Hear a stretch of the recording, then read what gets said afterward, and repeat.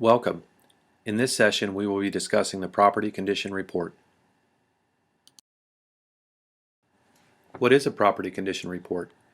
This is a picture of our Property Condition Report, otherwise known as the PCR, and it's a digital form that can be downloaded from our document site. Just wanted to take a quick second here to show you the GCP PCR form in its entirety. I have a full session devoted to it in detail that's coming up for you in the training sessions. You can see here it's maybe about a 4 or 5 page report that gets filled out, asked all different kinds of questions, but it's not as daunting as it looks because there's sections of this that do not get filled out if nothing gets done. In the case of a winterization up here, if you check no, then the rest of this whole section right here doesn't get filled out. So sometimes it can be a quick report, sometimes it can be a little bit long, but I would think worst case it takes about 5 to 10 minutes to fill this thing out because you're at the property, you know the information, you know what's going on. The good thing about this is that when you're done, attach it as an asset to PreserveSoft, and then you can grab it each time you're at the property, simply update it and re-upload it into the new work order. So this might look like a lot of work up front, but in the end, in the future, it's going to save you a lot of time and you're going to be much more accurate for your reporting at the properties. A PCR form is used to report a specific set of information at a property. A corresponding set of pictures will always be required with the PCR. The GCP PCR form is a digital form that must be filled out on your computer and attached as an asset in PreserveSoft. It is mandatory that these forms are filled out and attached in this manner. The PCR is the center of everything. Everything else that we do can be referred to as a module, like cutting grass, tarping roofs, boarding windows, and all of those modules simply plug into the PCR. When do you use a PCR form? Anytime a property condition report is ordered on a work order, be sure to read every work order carefully. PCRs can be ordered on bids, bid approvals, ICC, initial secures, resecures, grass cuts, maid services, sales cleans, and more. Remember, PCRs are the basis for everything that you do in the field. Everything is built around the reporting of a PCR. So what's on a PCR form? PCR forms are used to collect property type and description, utility information, hazards and liabilities, personal property, debris, damages, bids, and securing information. First, let's talk about property type and description. It's going to ask you questions like, what type of home is it? A single family or a townhouse? Is it for sale? Is it occupied? Are there any violations at the property? It will ask you about utilities. What type of utilities are there? Water? Public or well? Gas? Electric? Are these utilities on or off? What are the meter readings? Hazards and liabilities are a big issue. Are there pools present? Gas cans, paint, tires, propane tanks, raw garbage, etc. Is there broken glass on the property? Trip hazards, missing handrails or decks. There's many other items that could be listed as hazards. What type of personal property is there? Furniture, cars, toys, grills, books, things of intrinsic value like photo albums or military items. Is there debris present? If so, what kind of debris is there? Papers and boxes, trash, but not raw garbage, broken toys and tools, moldy items, completely unusable items. Outside, debris is considered branches and lawn debris. What kind of damages are at the property? Roofs, siding and stucco, soffit and fascia, drywall, plumbing and electrical damages, cabinets, vanities, fixtures.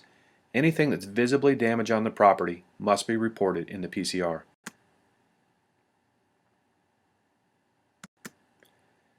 What type of bids can we supply at the property? Damages, debris and personals, trees and shrubs, overgrown lawns, broken windows, covering pools. Anything that needs to be fixed should be bid. Remember, bids are your life source for this industry. You make most of your money on bids. Securing information. Did you secure something while you were there? Do you need to bid it? Is it a knob lock, deadbolt, slide locks, lock boxes? padlock and hasp, boarding windows, doors, or other openings? Was the property secure on arrival and departure?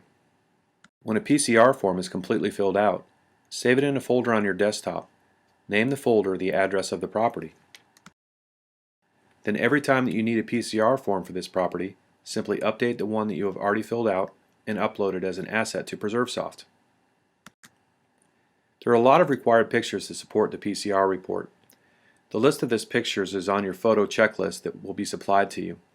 When you receive that checklist, make sure you take the time to look at it and understand the list of pictures that you need.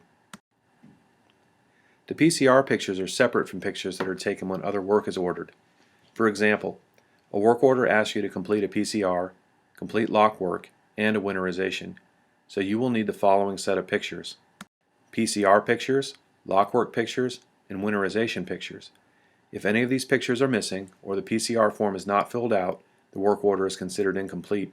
Incomplete work orders require you to go back within 24 hours at your own expense to get the necessary information. So let's talk about the pictures that are required.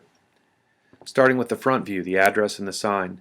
The most simplest thing on a PCR is to get the front of the house, the address, and the street sign. It's required on every single property.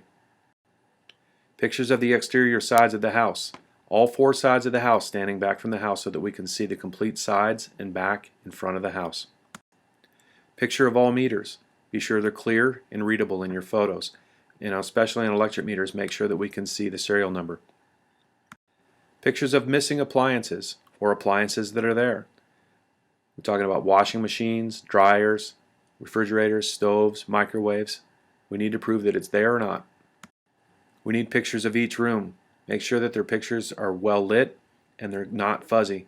Take your time, stop, plant your feet, and take the photos. Pictures of each bathroom. It's hard sometimes on these small bathrooms to get good pictures, but try to position yourself in the bathroom to get the best picture possible. Pictures of the insides of closets. We need to see that there's nothing in the closets or that there are things in the closet that need to be bid and reported. It's kind of funny taking pictures of the inside of toilets, but the inside of toilets when they're dirty are considered health hazards.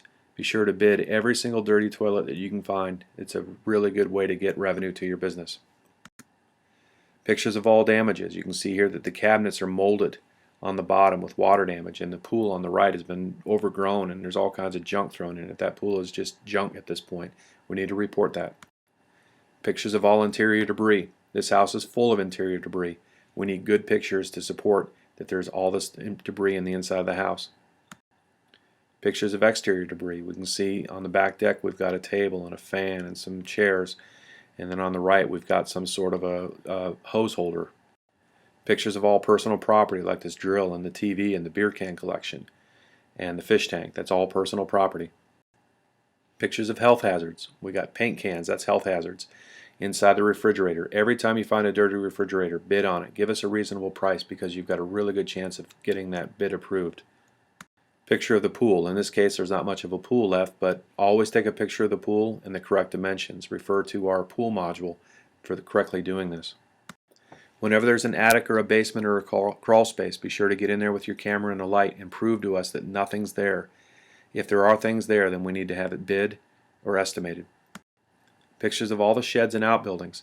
We need to see these. We need to know dimensions. We need to know if they're attached, if they're not attached. And then if opportune time comes around, we can padlock them and hasp them and secure them for the bank. We need a picture of the sign on the outside of the door. Not all work orders order this, but be sure you read your work order to verify. I can't tell you how many people go back to a property across town just to put one piece of paper on a door because they forgot. The previous pictures were only a sample of the pictures that are needed for a PCR report. A normal PCR report can have 50 to 75 pictures in each one. Remember that each picture needs to be clear, well lighted, and framed properly to be considered a proper picture.